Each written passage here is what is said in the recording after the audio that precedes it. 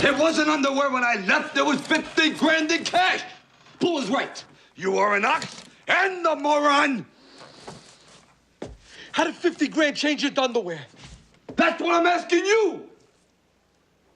Maybe it was a miracle.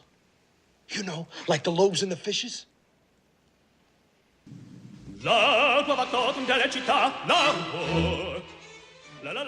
John Landis and I worked together on a television project, so when Oscar got greenlit, I was asked to help. John lives the business of our business and is a nonstop source of great stories in film history. John directed the film as if it were a screwball comedy set in the 1930s of that time. I mean, who makes movies with a prologue featuring the likes of Kirk Douglas, Don Amici, and Yvonne De Carlo? Watching he and Stallone play off one another over the course of the production was great fun. The story takes place in less than a 5-hour period, so maintaining continuity of performance and look was key. I was sitting in a theater in Van Nuys, California, watching Jacob's Ladder, when the usher put his hand on my shoulder and asked if I was John Garbett. The Universal backlot was on fire, and I was needed there immediately.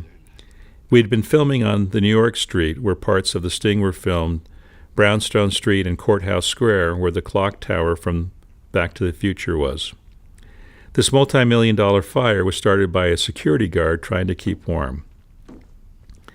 We were exactly midway through exterior filming and had to find some place to finish the show.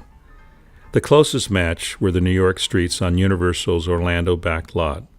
So I moved into a Disney World hotel room for a month to supervise additional construction, and Oscar became the first Disney feature to film in Central Florida.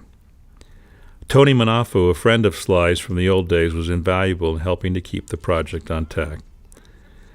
I admired Stallone for keeping someone close to him who could tell him the truth. The film score was composed by Elmer Bernstein, and John including me in the scoring sessions was a real treat. Snaps, are you sure there was cash in that bag? Yeah, little Anthony stole it. If little Anthony stole it, then he's got it.